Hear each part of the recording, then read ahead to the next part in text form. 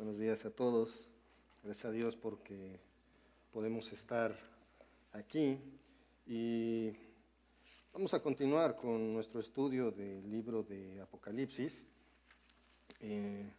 La semana pasada, terminando el capítulo 11 acerca de lo que hemos estado viendo en la palabra del Señor en cuanto a los eventos del fin.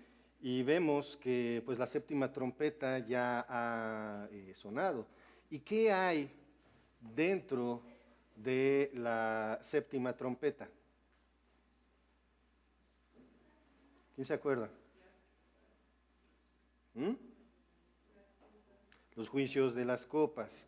Del mismo modo que cuando el séptimo sello es abierto, se desatan entonces lo que son los juicios de las trompetas. Y hoy vamos a estudiar una parte del capítulo 12 de Apocalipsis. Y algo que tenemos que tener bien claro es pues lo que hemos venido repitiendo constantemente, y es que estamos en una especie de interludio.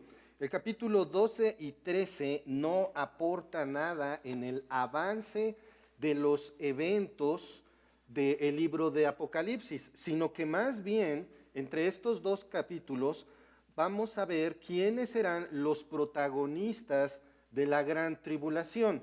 ¿Recuerdan esa diferencia entre la tribulación y la gran tribulación? ¿O no se acuerdan o no nos han entendido nada? El periodo conocido como la tribulación son 7 años, ¿cierto? ¿Sí o no? Sí. Ok. Entonces, 3 años y medio son de tribulación. La segunda parte, que son otros 3 años y medio, son de la gran tribulación. Y una de las cosas, muchos dicen, bueno, es que los primeros juicios son terribles. Ahorita con lo que vamos a estudiar nos vamos a poder dar cuenta de que el asunto todavía va a ponerse muchísimo peor. Y antes de empezar con nuestro texto, quiero poner algo que es bien interesante.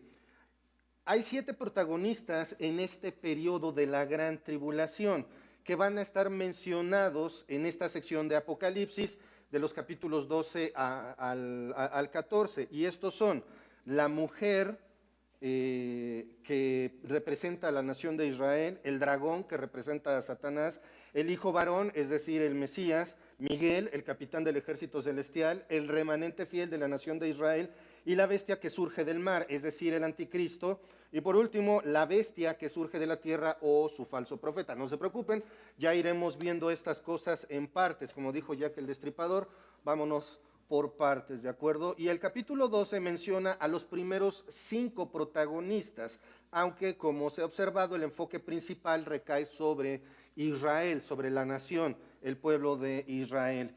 Entonces, ya pasó el asunto de los 2 testigos, la séptima trompeta ya sonó, y bueno, dejamos que el lugar santísimo fue abierto en el cielo, el arca de su pacto se veía, que estaba en el templo en el cielo, y hubo relámpagos, voces, truenos, un terremoto y un granizo de gran calibre. No hay un momento de paz en este tiempo. Durante estos 7 años no hay un tiempo en el que podamos decir, bueno, va a haber un ratito en el que todo va a estar tranquilo. No. Pero ojo, esto no son todavía los juicios de las copas de la ira de Dios. Todavía no. Quiero que leamos el pasaje que vamos a estudiar hoy y por otro lado nos vamos a ubicar en el tiempo, porque por lo menos para mí es un poquito complejo de decir dónde estamos. En el capítulo 11 de Apocalipsis, ¿dónde vamos en el diagrama de los tiempos y eventos? Entonces vamos a leer, por favor, abran sus Biblias allí en Apocalipsis 12 y vamos a estudiar versículos 1 al 6. Acompáñenme a leer, por favor. Dice, apareció en el cielo una gran señal, una mujer vestida del sol con la luna debajo de sus pies y sobre su cabeza una corona de 12 estrellas. Y estando encinta clamaba con dolores de parto en la angustia del alumbramiento. También apareció otra señal en el cielo, He aquí un gran dragón escarlata que tenía 7 cabezas y 10 cuernos, y en sus cabezas 7 diademas. Y su cola arrastraba la tercera parte de las estrellas del cielo y las arrojó sobre la tierra. Y el dragón se paró frente a la mujer que estaba para dar a luz, a fin de devorar a su hijo tan pronto como naciese. Y ella dio a luz un hijo varón, que regirá con vara de hierro a todas las naciones. Y su hijo fue arrebatado para Dios y para su trono. Y la mujer huyó al desierto, donde tiene lugar preparado por Dios, para que allí la sustenten por 1270 días. Vamos a orar para poner este tiempo en manos del Señor. Padre amado, Padre celestial, te damos tantas gracias, Señor, por este día. Gracias, Padre, por todo lo que nos das, por tu amor y misericordia. Y Padre, gracias por tu palabra. Gracias porque somos muy bendecidos por leer y escuchar el contenido de este libro, Señor. ¿Y cómo no lo vamos a hacer si tú nos estás mostrando tu plan y nos estás mostrando cómo lo has de terminar, Señor?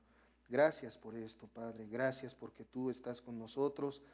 Y Señor, te ruego que tú seas conmigo, Señor, que tú seas hablando, que tu Santo Espíritu nos muestre lo que hemos de aprender hoy, Señor. Yo no tengo nada que decir, Señor, solamente tu palabra. Y Padre, te ruego que tú tengas misericordia de este predicador, Señor. Gracias por esto, Padre. Y te ruego también que tú quites toda distracción de nuestros corazones, Señor, para enfocarnos en adorarte, aprendiendo más de tu palabra. Gracias, en el nombre de nuestro Señor Jesucristo. Amén. Muy bien, entonces, quiero que por favor me pongan por ahí el diagrama de los tiempos y eventos. Como ustedes pueden ver, bueno, este diagrama ya lo habíamos visto, ya ustedes lo conocen. Vemos por ahí que estamos hablando de la eternidad pasada, la eternidad futura, y nos vamos a centrar en este punto donde nosotros podemos ver los 7 años de la gran tribulación. Espero que sí lo alcancen a ver. Creo que se me olvidó hacerlo un poquito más, más grande, pero ¿sí lo ven? ¿Qué lo alcanzan a ver? Bueno, de esta parte estamos hablando de los últimos tiempos. ¿Recuerdan? ¿Estamos en los últimos tiempos? Sí, sí. Esta es la era de la iglesia. El tiempo en el que estamos nosotros también, como veremos o como ya hemos visto, son los tiempos de los gentiles. Es decir, el gobierno del mundo está en mano de aquellos que no son del pueblo del Señor. La era de la iglesia, ¿cuándo termina? La era de la iglesia va a terminar cuando el rapto ocurra. ¿Recuerdan? Que el Señor Jesucristo, con voz de mando, con voz de arcángel, con trompeta de Dios, va a descender y se va a llevar a la iglesia. Y el mundo va a quedar pasmado y en manos de Satanás. ¿De acuerdo? Y vienen los 7 años de tribulación. Y ahí no sé si pueden ver esa pequeña flecha roja donde dice que está entre los 3 años y medio de la tribulación y los 3 años y medio de la gran tribulación. Esto que vamos a estudiar no está exactamente en el punto medio. Vamos a regresarnos en la historia un poquito y vamos a nosotros poder ver a los protagonistas de estos 3 años y medio. Entonces, ahí es donde estamos ubicados, a 3 años y medio de que se instaure el reino milenial. Estamos a 3 años y medio de que el Señor Jesucristo vuelva con gloria y poder a tomar lo que ya le pertenece. Y esto es el mundo. Va a gobernar el Señor Jesucristo. Entonces, ya dicho dónde estamos, vamos al versículo 1. Dice así, Apocalipsis 12:1. Apareció en el cielo una gran señal, una mujer vestida del sol, con la luna debajo de sus pies, y sobre su cabeza una corona de 12 estrellas. Respecto a esta mujer hay varias posiciones. De hecho, podemos hablar de varias culturas paganas, como los babilonios, como los griegos, entre otros, donde sus mitos hablan acerca de algo similar. Inclusive también hay quienes identifican a esta mujer como la Virgen María. Otros la identifican como la iglesia. Sin embargo, ninguna de estas versiones es plausible. ¿Por qué? Porque cuando nosotros vemos lo que realmente significa la descripción que vemos aquí, nos damos cuenta que no puede ser otra cosa sino el pueblo de Israel. ¿Por qué? Vamos a verlo. Y recuerdan que ya nos estamos haciendo especialistas en interpretar Apocalipsis. ¿Se acuerdan que hay ciertas palabras clave que si nosotros las vemos nos va a ayudar a interpretar el libro? ¿Sí o no? ¿Cuál fue esa palabra? ¿Recuerdan antes? ¿Cómo? Correcto, ¿cómo? ¿Qué quiere decir? A lo mejor dijeron, bueno, ¿cómo? Pero sí es la palabra ¿cómo? Que parece algo. Ahora, vamos a ver aquí en el libro de Apocalipsis, capítulo 12, versículo 1, dice, apareció en el cielo una gran señal. Apareció en el cielo una gran señal. Una gran señal, mega simeión, esa es la transliteración en griego, que quiere decir grande. Una señal muy llamativa. Lo visto en el cielo tiene un profundo sentido espiritual. Es por eso que debemos poner particular atención en lo que se presenta aquí. No son cosas literales. La palabra señal es la que nos dice esto, simeión. Este sustantivo nos dice que lo visto en el cielo es una representación de algo simbolizado por dicha señal. ¿Sí? Juan no está viendo literalmente una mujer.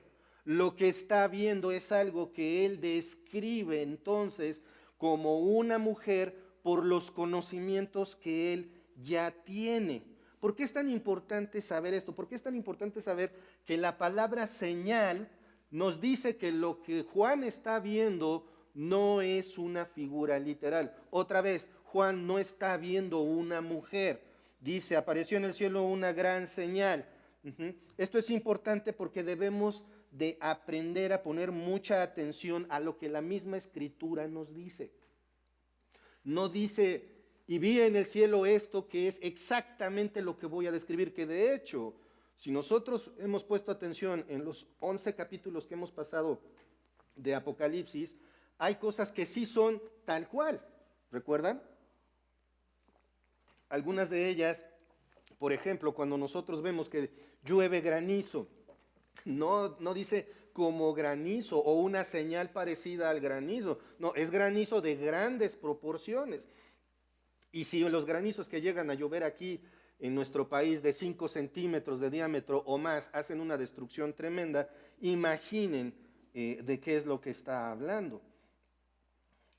Es por esto que debemos leer la Biblia. ¿Cómo lees la Biblia, hermanos? Y aquí quiero hacer un punto de reflexión. Lees la Biblia, supongo, ¿verdad? Todos los días sin faltar. Tienes tu tiempo con el Señor, ¿verdad? Bueno, sí. Léela despacio. Léela despacio. Disfruta lo que estás leyendo. Entiende lo que estás leyendo. Porque ¿qué caso tiene que te avientes 3 capítulos en 5 minutos? Nada más pasas y no alcanzas a percibir lo que el texto te está diciendo. Por eso es que debemos de poner atención a los detalles que la misma Escritura nos da. Y vuelvo al punto, por ejemplo, de cuando vi una entrevista que le hicieron al pastor Miguel Núñez, donde un hombre, creo un psiquiatra muy seguro de sí mismo, atacó verbalmente al doctor Núñez y a la Biblia diciendo que la Biblia es absolutamente injusta, que por qué Dios maldijo a la mujer y le dijo que se iba a arrastrar todos los días de su vida. ¿Está bien lo que dije? ¿No? ¿Cuál es la parte equivocada? Todo, ¿verdad? Sí. ¿Pero cuál es?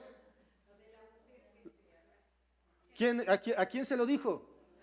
A Satanás. Esa maldición se la dijo a la serpiente, a Satanás. No se la dijo a la mujer. Y estamos hablando de un profesional de la salud en un programa a nivel nacional, allí en el país donde estaban, y habló con total ignorancia. ¿Por qué? Porque seguramente pasó por esa sección de la Biblia a toda velocidad, si es que pasó. Entonces, hermanos, nosotros debemos de aprovechar que tenemos este libro. Tienes la Biblia en tus manos y a lo mejor hasta tienes el privilegio de tenerla en diferentes traducciones, que la nueva versión internacional, la nueva traducción viviente, la Valera del 909, del 60, del 95, del 2000, en fin, hay un montón, la Biblia de las Américas, y ahora que está el boom de la nueva Biblia de las Américas, etcétera. Ok, qué bueno. ¿La estás aprovechando? Ese es el punto, hermanos. Y es bien importante porque vamos a entrar en un campo de interpretación bíblica en la que si no pones atención a lo que estás leyendo, te imaginas lo que sea. Por eso es que hay muchos que apoyan que esta mujer es X o Y. Pero vamos entonces a continuar. Una mujer, dice, apareció en el cielo una gran señal, una mujer vestida del sol con la luna debajo de sus pies y sobre su cabeza una corona de 12 estrellas. Una mujer. ¿Qué estaba viendo Juan? ¿Una mujer ahí flotando en el cielo? No.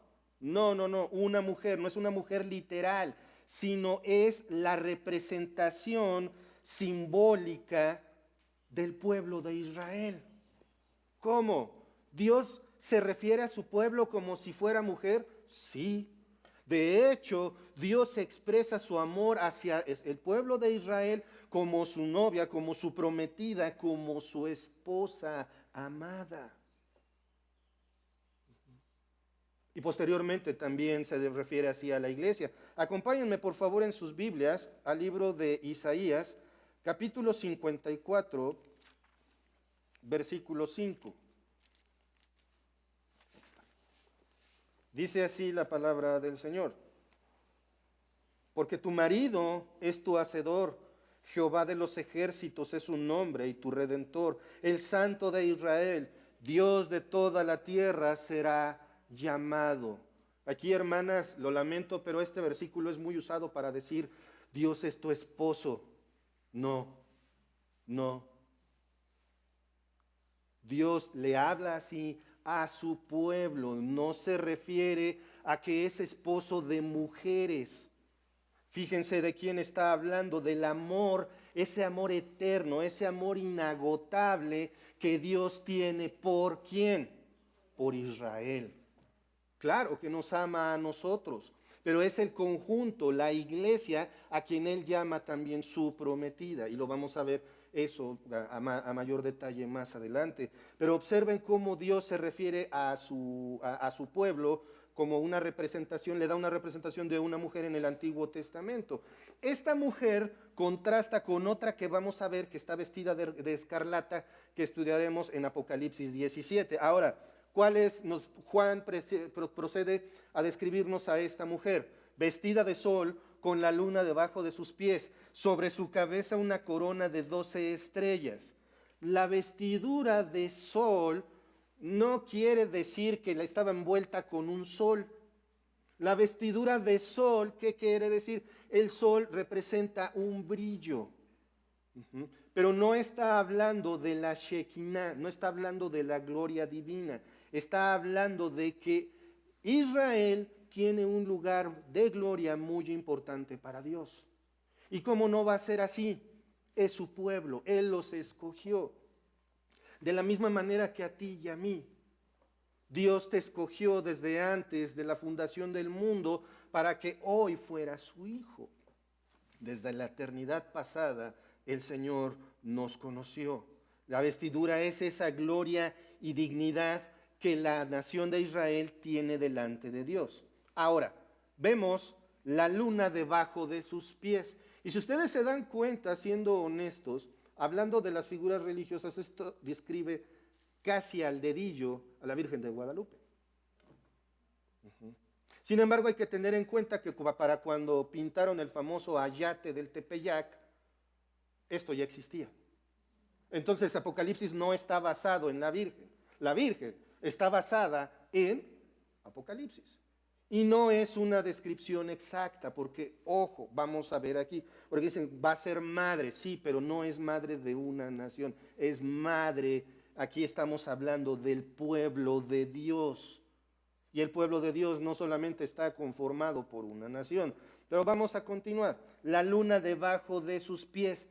Aquí solamente hay una posibilidad, más bien solamente podemos hablar de posibilidades, y esto de estar con las lunas bajo sus pies puede ser por las lunas nuevas. Para el pueblo judío el tiempo de lunas nuevas era muy importante. ¿Por qué? Porque el tiempo de las lunas nuevas habla del tiempo de pacto de Dios con Israel. Cada luna nueva se relacionaba con adoración a Dios. Acompáñenme por favor en sus Biblias al libro de Primero de Crónicas, primer libro de Crónicas, capítulo 23, versículo 31. Primero de Crónicas, no se me pierde, 23:31. ¿Alguien ya lo tiene? ¿Quién me lo puede leer, por favor? ¿No? Entonces yo. Y para ofrecer todos los holocaustos a Jehová, los días de reposo, lunas nuevas y fiestas solemnes, según su número y de acuerdo con su rito, continuamente delante de Jehová. Aquí es donde estamos hablando de los pactos, de las fiestas que el pueblo de Israel guardaba, y algunas de ellas estaban ubicadas en ¿qué? En las fechas de las lunas nuevas. ¿De acuerdo? Esa es la probable referencia de la luna bajo sus pies. Ahora, la corona de 12 estrellas. Esto es una alusión a las 12 tribus de Israel. 12 estrellas, 12 tribus. Pero, ¿de dónde sacamos que se refiere a eso? Vamos por favor al libro de Génesis, capítulo 37, versículo 9. Seguramente ustedes conocen este pasaje, uno de los preferidos de Mark, si no es que el más, que es la historia de José. José, recuerden por qué se caracteriza, porque él interpreta sueños. Es mal llamado José el soñador, ¿no? Él interpreta sueños, no lo soñaba, no se la vivía en la luna soñando tampoco, pero dice Génesis 37, 9, ¿ya lo tienen? Ay, perdón, estoy en Éxodo. Ya iba a leer sobre los querubines y la descripción del tabernáculo, perdón. Génesis 37, 9, ahora sí. Listo. Ay. Oh. Ahora sí, disculpen. Dice, viene el sueño y dice, soñó aún otro sueño y lo contó a sus hermanos diciendo, he aquí, he soñado otro sueño y he aquí que el sol, la luna y 11 estrellas se inclinaban hacia mí. Ya te falló, Gerardo, porque ahí nada más son 11.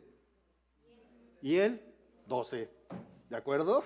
Sí, la cuenta da, nada más que él no se veía a sí mismo. Lo que estaba viendo aquí José era precisamente que Dios lo iba a usar para salvar a su pueblo, es decir, a las otras 11 tribus representadas por sus hermanos, y que se iban a inclinar a él. Y esto lo vemos cuando, pues finalmente ellos son salvados del hambre a través de lo que Dios hizo con José. No es extraño entonces que las 12 estrellas de la corona del pueblo de Israel, ¿quiénes son los 12 más grandes representantes del pueblo de Israel? Sus patriarcas. ¿De acuerdo? Entonces, ¿dudas hasta aquí? Porque esto de la mujer, cada patriarca, cada estrella representa una tribu de Israel, su vestido es su gloria, la luna sobre la que está parado es el pacto de Dios. Y esta parte se las quería explicar así un poquito detenida para que comprendiéramos bien que se trata de una señal. Y al decir señal, no es literal. ¿De acuerdo? Estas son de las formas sobrenaturales por medio de las cuales Dios se comunica con su pueblo, como cuando allí en Hechos un profeta se amarró a sí mismo y dijo, así van a llevar a Pablo preso. Y no lo llevaron exactamente así, simplemente era una representación. ¿De acuerdo? Vamos a continuar entonces en el versículo 2. Y estando encinta, clamaba con dolores de parto en la angustia de su alumbramiento. Estando encinta, embarazada de Israel. ¿Israel podría estar embarazado el pueblo? No, De lo que nos está hablando es de que del pueblo de Israel salió el Redentor. Él es israelita, es judío. Cuando el pueblo esperaba la llegada del Mesías, el embarazo es un tiempo de espera con muchos matices en la vida de una mujer, ¿sí o no? Primero la sorpresota, ¿no? Yo recuerdo cuando Moni y yo nos enteramos nuestro primer bebé, fue como, ¿qué? ¿Ya? O con el segundo, 4 meses de embarazo y nosotros ni por enterados. Imagínense la sorpresa. ¡Guau! Y luego viene la alegría decían que andaba yo con cara de bobo todo el tiempo. Bien contento, etcétera, ¿no? Pero habla también de dolores de parto en la angustia del alumbramiento. ¿Cómo es el alumbramiento? Bien fácil, ¿verdad? No. Es terrible. Es doloroso. Y si el bebé nace de manera natural, cuando pasa por en medio de la pelvis y la separa para que pueda pasar por el conducto, ¿qué tal? Es bien fácil, ¿verdad? No, es difícil, es doloroso. Cuando está hablando, ¿por qué entonces está hablando de esto aquí sobre el pueblo de Israel? Bueno, la madre sufre durante el alumbramiento. ¿Cuál es el sentimiento cuando ya tienen el bebé en brazos? Por lo general es, valió la pena. Gracias Dios, valió la pena. Aunque 15 años después los quieran ahorcar. Valió la pena. Gracias porque ya está aquí. Gracias porque a pesar de este sufrimiento llegó aquí. Este versículo se refiere al sufrimiento de la nación, que la nación israelita pasó durante siglos mientras esperaba a su Redentor. El mismo Señor se refirió a esto en Mateo 24:8. Acompáñenme en sus Biblias, por favor, a Mateo 24:8, que dice, y todo esto será principio de dolores. O sea, todo lo que vemos, todas las guerras, todo lo que está pasando, es los primeros 3 años y medio de la tribulación, nada más es el principio. Estamos iniciando apenas lo difícil, apenas viene el parto. Yo he escuchado historias de miedo, digo yo. ¿Cuántos días de trabajo de parto? ¿10? ¿Qué? ¿No es un ratito y ya? No, si hasta las ponen a caminar. Sí, cuando llegué a entrar a maternidad, hay mamás caminando, otras gritando, parece que las están golpeando. Digo, no es para menos. Pero ¿por qué puntualizo tanto esto del dolor?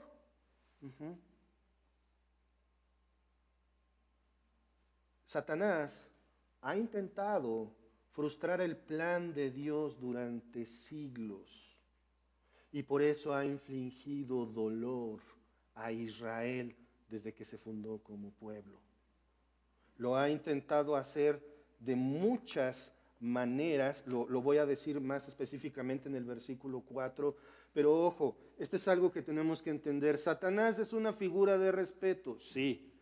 ¿Por qué? Porque es terrible, porque ha sido asesino, ha sido homicida desde el principio. Pero no es un pelele, no es para que nos burlemos de él ni nada por el estilo. Pero tampoco lo vamos a adorar. Él es como un perro rabioso, pero tiene la cadena puesta y el Señor tiene la mano en la cadena. El perro llega hasta donde la cadena y el portador lo deja. Entonces, hermanos, cuando nosotros estemos hablando o refiriéndonos a Satanás, tampoco tengamos miedo. Él ya fue vencido. ¿Cuándo fue vencido? En la cruz. Ahí donde todos creyeron que el Señor estaba derrotado, ahí fue donde venció y es por eso que tienes acceso al Padre. Y si no tienes fe en Jesucristo, entonces pon tu fe en que Cristo murió por nuestros pecados conforme a las Escrituras y resucitó al tercer día conforme a las Escrituras. Si crees esto, entonces puedes ser llamado hijo de Dios, si no, no. No hay puntos medios. No hay de que luego, no. Si no crees en Cristo, estás perdido, punto. Entonces, Volviendo nosotros a nuestro texto, vemos, esta mujer está en dolores de parto, esta mujer está en la angustia del alumbramiento, está en esta parte, está por parir, y ocurre algo más. Versículo 3, también apareció otra señal en el cielo, una pausa aquí. ¿Qué significa señal? Que lo que está viendo Juan, ¿qué? No es literal. Y nos va a revelar una verdad espiritual. ¿De acuerdo? Se ve otra señal. He aquí un dragón escarlata que tenía 7 cabezas y 10 cuernos, y en sus cabezas 7 diademas.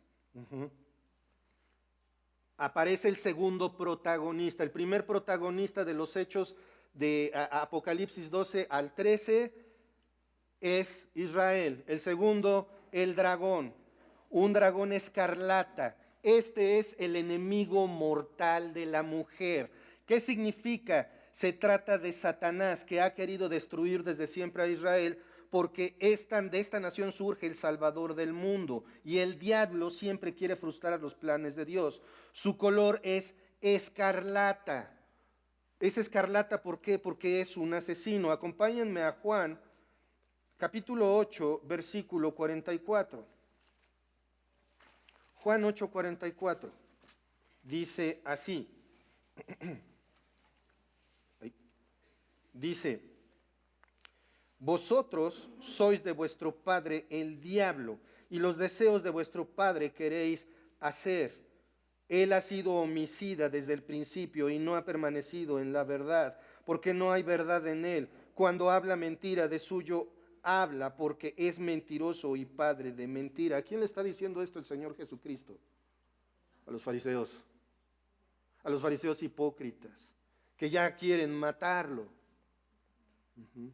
Y ojo, aquí esta parte es bien importante, y es algo que no debemos de olvidar ni excluir. Si no eres creyente de Cristo, ¿qué eres? ¿Qué dice el texto? Hijo del diablo. Pero no porque Él te vaya a hacer favores y te va a cuidar. Si tú no crees en Cristo, Él te va a procurar mantenerte ciego, amarrarte, literalmente. Tampoco. No. Porque nuestro pecado hace solito el trabajo de mantenernos odiando a Dios. ¿Se acuerdan de los habitantes de la tierra aquí en Apocalipsis? Que a pesar de todas las tribulaciones, de todas las plagas, siguen sin creer en Dios. Los catoicuntas, los humanos arraigados en la tierra, son estos. Si tú no tienes tu fe puesta en Cristo, arrepiéntete y pon tu fe en Él. Pide perdón por tus pecados antes de que sea tarde. A este asesino, a este homicida, a este maligno, es a quien adoran. Ahora, lo describe como con 7 cabezas. Es una referencia a la plenitud completa. O sea que es pleno, es completo. Sí, Satanás es tremendamente inteligente. Es capaz de manejar y manipular a la gente con gran precisión y a sus ángeles. En términos proféticos, estas 7 cabezas y 10 cuernos, y en sus cabezas 7 diademas, se refiere a los 7 reinos que Satanás ha dominado en el pasado, y 10 reinos o 10 países que Satanás dominará en el futuro. Los cuernos de los que está hablando aquí y otros que veremos en el futuro, el cuerno es símbolo de poder. ¿Por qué algunos guerreros utilizaban cuernos? ¿Para asustar? No, nadie les creía que eran hombres con cuernos. De hecho, no creo que nadie quiera ser un hombre con cuernos, ¿verdad? Pero el punto es, como tengo cuernos, te estoy demostrando que soy poderoso. De la misma manera que los reyes usaban la figura de león, como es el animal más fuerte, entonces yo uso al león para demostrarte que soy fuerte. Pero aquí estamos hablando de los cuernos, ¿de acuerdo? Y ahorita vamos a hacer un pequeño análisis de un pasaje de Daniel. No me voy a meter mucho en esto, pero quiero que lo veamos para que entiendan de qué está hablando aquí Juan. Acompáñenme por favor en sus Biblias al libro del profeta Daniel. Acompáñenme al libro del profeta Daniel, capítulo 7, versículos 7 al 8.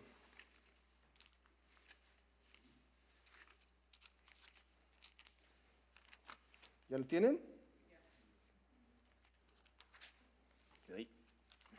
No tengo problemas con las páginas. Daniel 7. Fíjense lo que dice. Aquí Daniel está teniendo la visión de las 4 bestias y ya tuvo la visión de la estatua de Nabucodonosor. ¿Por qué lo menciono? Porque es lo que les quiero explicar. Hay un paralelo entre las 4 bestias y la estatua de diferentes materiales que vio Nabucodonosor. Entonces, allá en Daniel capítulo 7, versículos 7 y 8, vean lo que dice. Después de esto miraba yo en las visiones de la noche, y he aquí la 4ª bestia, espantosa y terrible, y en gran manera fuerte, la cual tenía unos dientes grandes de hierro, palabra clave, devoraba, desmenuzaba, y las obras hollaba con sus pies, y era muy diferente a todas las bestias que vi antes de ella, y tenía 10 cuernos. Mientras yo contemplaba los cuernos, he aquí que otro cuerno pequeño salía entre ellos, y delante de él fueron arrancados 3 cuernos de los primeros, y he aquí que este cuerno tenía ojos como de hombre, y una boca que hablaba grandes cosas. Ese cuerno pequeño es una persona, es el anticristo. Ahora, quiero por favor que veamos la siguiente figura. Ahí tenemos lo que es la estatua que vio Nabucodonosor y las 4 bestias de las que está hablando Daniel. ¿De acuerdo? No me voy a meter en esto. Ojalá un día estudiemos Daniel versículo a versículo y podemos ver esto a detalle. Pero lo que quiero que vean es que cada bestia representa un reino que se encargó de conquistar a Israel. En primer lugar, la cabeza de oro o la bestia que parece león, que es el imperio babilónico. En segundo lugar está el torso y los brazos de plata que representa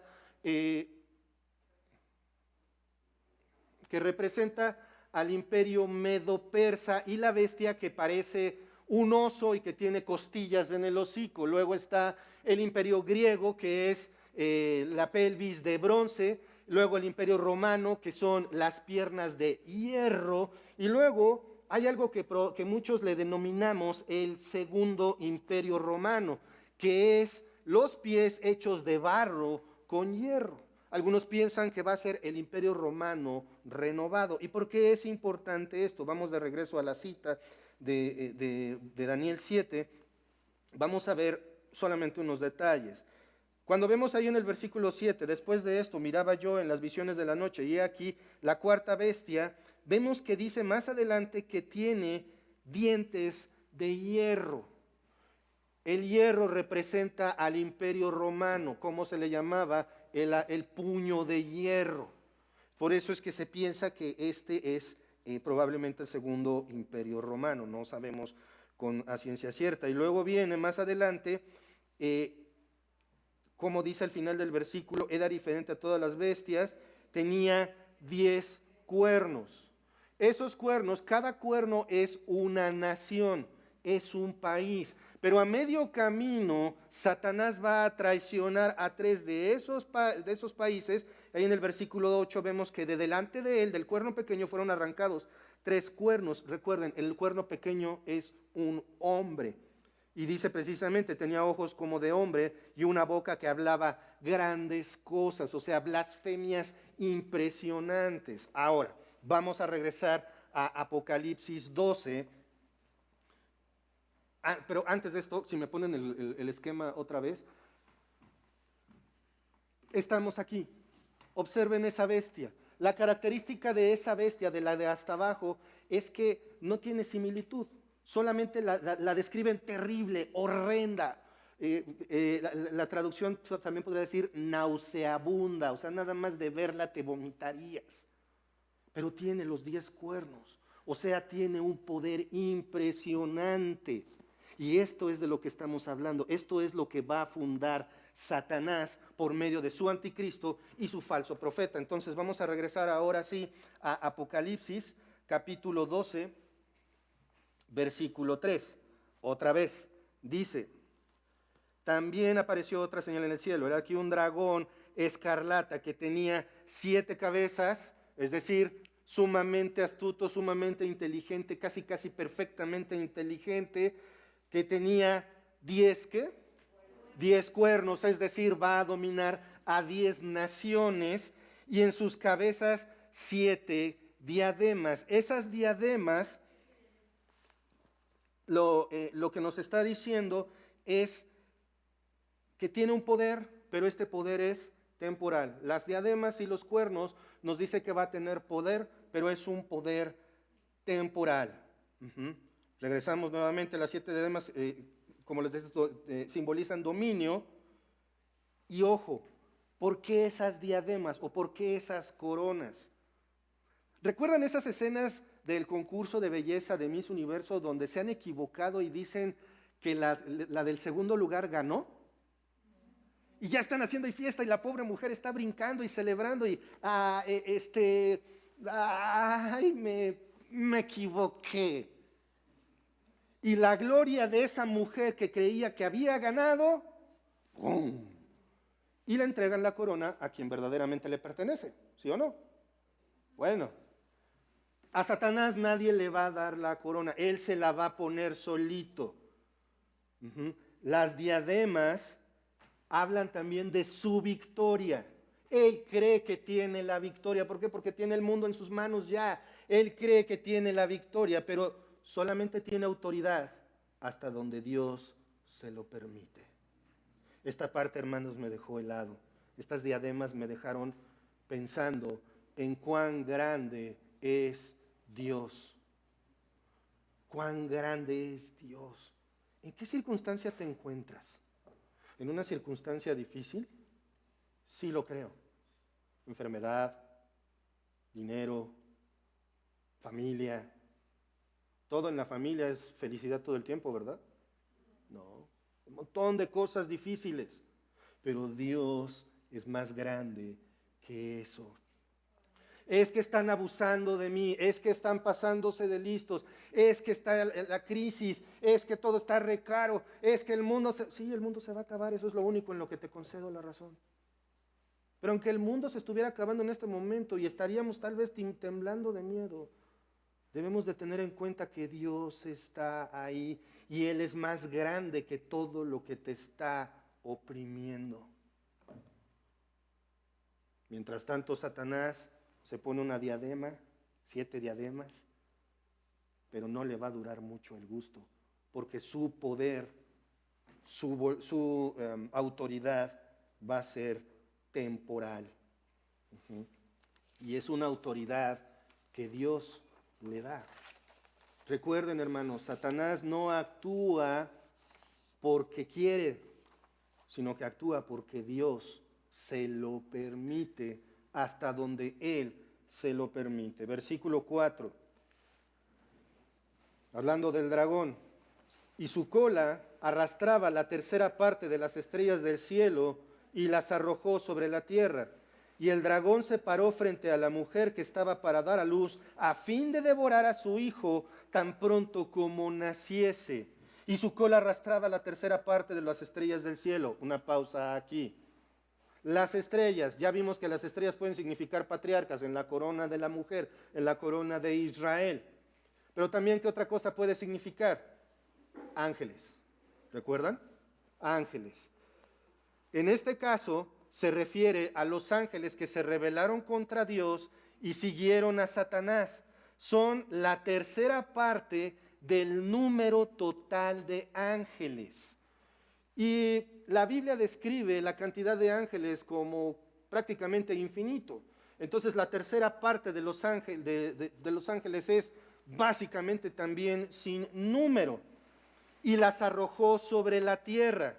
Hermanos, esto significa dos cosas. Por esto se le va a llamar la gran tribulación a la gran tribulación. En estos 3 años y medio, Satanás va a agarrar a sus ángeles y en su ira los va a arrojar contra la tierra. ¿Sabes lo que significa entonces que en la tierra va a haber actividad satánica básicamente sin límite? Porque la tierra literalmente va a estar llena de demonios por todos lados en esta segunda parte de la tribulación, en la gran tribulación. Por eso es que las trompetas son peores que los sellos, y por eso es que las copas de la ira de Dios son peores que las trompetas, por la actividad demoníaca que se presenta aquí. Entonces, vamos a continuar. ¿Sí me escuchan? ¿Ya no? Algunos no, algunos sí. El problema no son, es un poquito la lluvia, pero bueno, voy a tratar de subirle.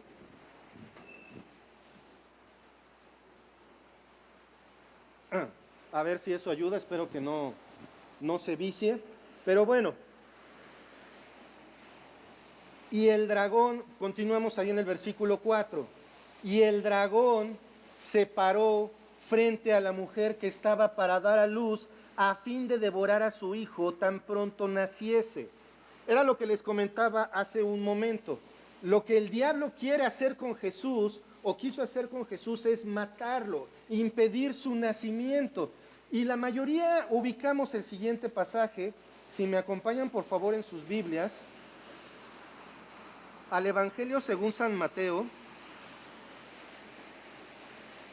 capítulo 2. Mateo capítulo 2.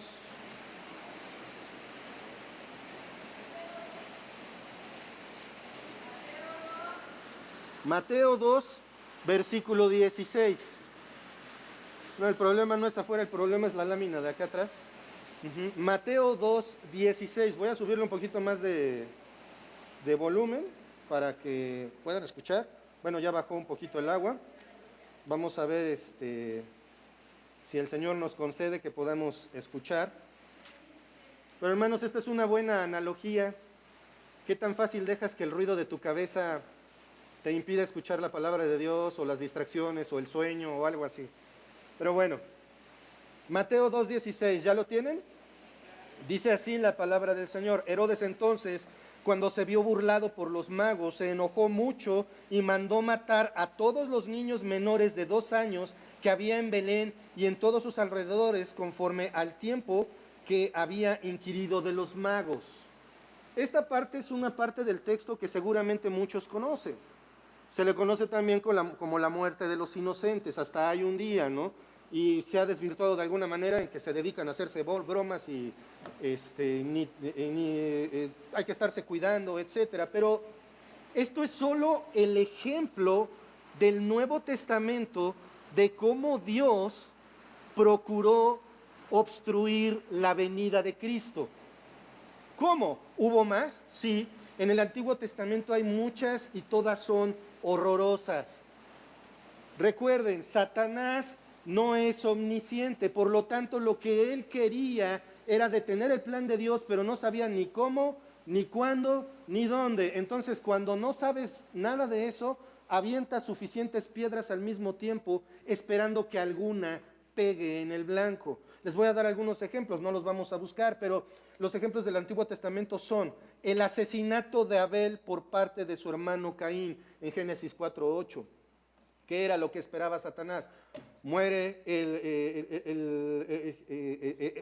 muere Abel, entonces ya no hay Mesías. La corrupción del linaje de Set, la corrupción a través de la relación con otras naciones. Los intentos por parte de Faraón y Abimelech para tomar a Sara. Ella es la mujer del elegido para propagar el pueblo. Entonces, ¿qué? Tenga hijos de otra nación. La intención de Abimelech de tomar a Rebeca por esposa. Lo mismo, corromper el linaje. Si el primer hijo ya no era judío, entonces todo lo demás se acabó. El decreto de Faraón para destruir a los israelitas, y ello incluyó también asesinatos de bebés. El plan de Amán contra los judíos, ahí en Esther 3 al 9, ¿recuerdan? Que Esther se tuvo que arriesgar a presentarse ante el rey sin solicitar audiencia, arriesgó la vida con tal de salvar al pueblo de Israel. Esto muestra nuevamente que Satanás no es omnisciente, pero ojo hermanos, cuando algo es objeto del odio de Satanás, te va a dar con todo. Y eso es lo que significa esta parte cuando vemos que Satanás, el dragón escarlata que tenía 7 cabezas, 10 cuernos, 7 diademas, se paró frente a la mujer que estaba para dar a luz a fin de devorar a su hijo tan pronto como naciese. De hecho, trató de evitar el nacimiento. Espero que el ruido no haya interrumpido mucho, pero lo que quiero hacer énfasis es, Satanás ha tratado a lo largo de la historia de frustrar el plan de Dios, matando a Jesús o evitando su linaje. Y es asombroso cómo lo ha hecho. Y Satanás va a procurar usar cualquier cosa para sacar a su pueblo de su propósito. Porque podemos ver que hay asesinatos, podemos ver que hay asesinatos de bebé, podemos ver que incluso estaba procurando que otros hombres tuvieran relaciones sexuales con sus esposas. Y saben una cosa, en varios de estos no fue Satanás directamente el que lo hizo, utilizó a personas y utilizó a gente de su mismo pueblo. En el caso de Sara, ¿qué decía Abraham? ¿Es mi hermana? Muchos dicen, ya ve cómo Dios se utiliza la mentira. No. Las cosas sucedieron de acuerdo a la voluntad de Dios, a pesar de las mentiras de Abraham. Mucho cuidado cuando queramos ayudarle a Dios. Sara, ¿qué hizo? No, pues tengo un hijo con mi esclava. Al fin, que es como el doctor Simi, ¿no? Lo mismo, pero más barato. Nos vamos a tardar menos tiempo, porque pues pasan los años y el hijo no llega. Vamos a echarle una ayudita a Dios, ¿te suena? Cuando queremos ayudar a Dios, vamos a echar a perder todo. Porque el plan de Dios es perfecto. Nosotros no. ¿De acuerdo? Entonces, vean esta situación. Y aparte es violentísima. Imagínense de qué manera ve las cosas Juan, que lo único que se le ocurre es describirlo como un dragón parado frente a una mujer que va a dar a luz y está listo para comerse a su hijo. Es horrendo, pero así de violento es Satanás. Y aún así hay quienes le adoran. Versículo 5, vamos. Y ella dio a luz un hijo varón, que regirá con vara de hierro a todas las naciones, y su hijo fue arrebatado para Dios y para su trono. Y ella dio luz a un hijo varón. Una pausa aquí. De Israel salió el Redentor. Nuevamente, si nos seguimos preguntando quién es la mujer del versículo 1 y que si es una diosa o que si es la Virgen María, ninguno de ellos da a luz un hijo varón que va a gobernar a las naciones. La Virgen María no da a luz un hijo para gobernar a las naciones. Dice entonces, Jesús es ese hijo, Jesús es ese redentor que vino a morir por tus pecados. No hay otra manera de acercarte al Padre salvo por medio de la muerte de Cristo, su resurrección, la fe en esto. Ahora, ese Salvador regirá con vara de hierro a todas las naciones. Aquí la traducción de la Reina Valera no es tan exacta. ¿Por qué? Porque una traducción más literal del lenguaje original sería quien está a punto de gobernar a todas las naciones con vara de hierro. Cristo está a punto de gobernar a las naciones con vara de hierro. Y acompáñenme por favor en sus Biblias al Salmo 2, versículos 8 y 9.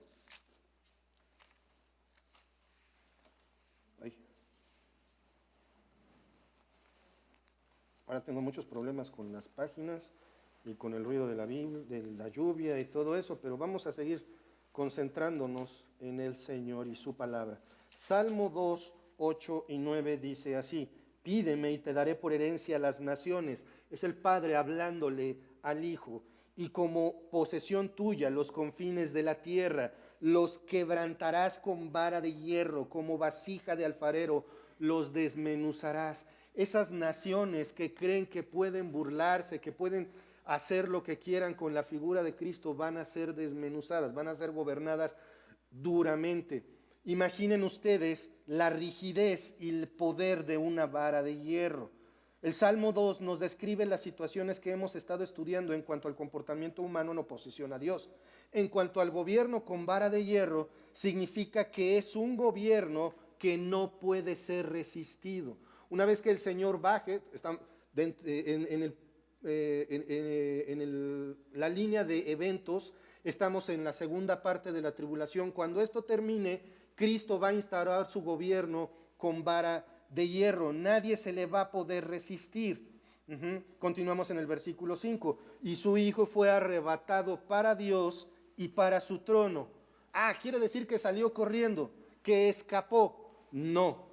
Esto quiere decir que se aparta. Esto demuestra la incapacidad del diablo para detener los planes de Dios. Es como si se apartara, como cuando una persona ve que el metro se le va, o aquí el tusobús.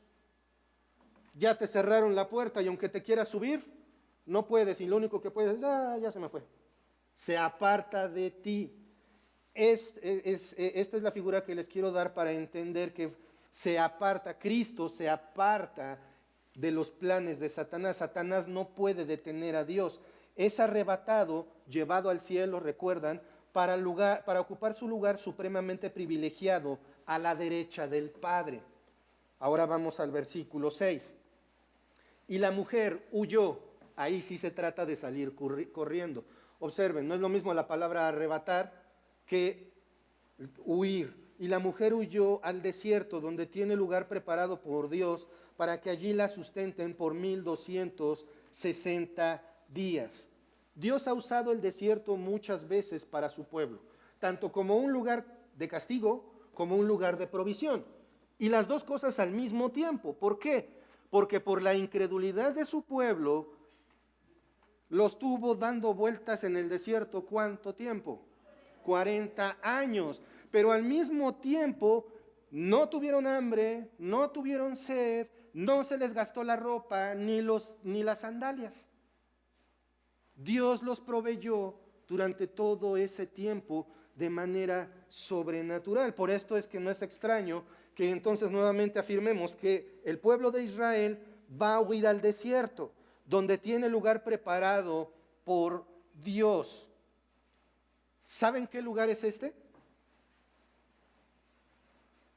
¿No? Yo tampoco.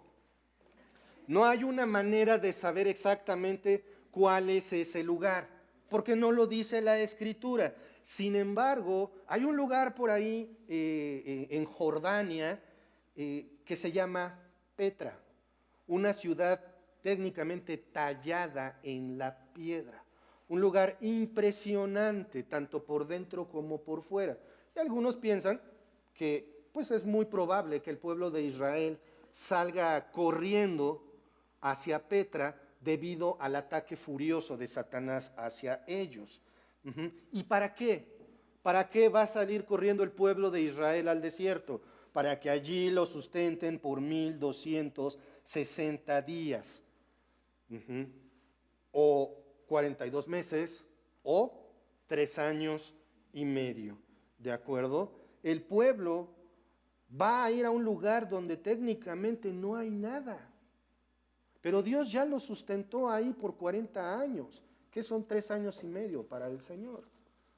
Porque según algunos teólogos, como vimos en los capítulos anteriores, el culto judío se va a instaurar. No va a haber un templo como tal, pero sí va a haber un lugar santísimo. El culto judío se va a reanudar, pero cuando empiecen la segunda parte, los segundos 3 años y medio, esto se va a romper. ¿Recuerdan cuando hablamos de la abominación, de lo que de lo que hicieron en el templo? Perdón, me hice bolas. Lo que pasó en el templo cuando fue sacrificado un cerdo en el templo, la abominación desoladora, y después de esto viene el fin, precisamente la instauración del reino milenial. Ahora, Quiero preguntarles, ¿queda alguna duda aquí sobre quién es la mujer? ¿Quién es el hijo varón? ¿Quién es el dragón escarlata? ¿Todo bien? ¿Sí se ubican dónde estamos en el tiempo? ¿Sí se acuerdan? Muy bien, entonces aquí lo que nos queda es decir, lo que sigue va a involucrar grandes cosas y grandes señales que todavía vamos a poder seguir estudiando. Sigue Miguel, el arcángel Miguel. Y si a ustedes les interesa esto, entonces los esperamos aquí la próxima semana. Vamos a orar entonces para agradecer al Señor por su palabra. Señor, cuántas gracias te damos, Padre, por tu palabra. Gracias, Padre, porque nos has permitido estar aquí. Gracias, Señor, porque para mí, de una manera muy gráfica, nos has mostrado lo difícil que es escuchar tu palabra cuando hay mucho ruido externo, Señor. Padre, te ruego que así como estaban mis hermanos luchando por escuchar, Señor, siempre tengamos ese cuidado de atender tu palabra con esa intensidad, Señor.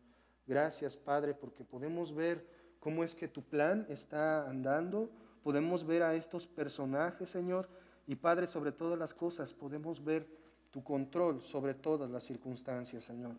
Gracias por esto, Padre, gracias porque somos tus hijos, gracias por nuestra salvación, Señor. Gracias porque tú nos has dado todo, Señor. Gracias en el nombre de nuestro Señor Jesucristo. Amén. Gracias, hermanos. Dios los bendiga.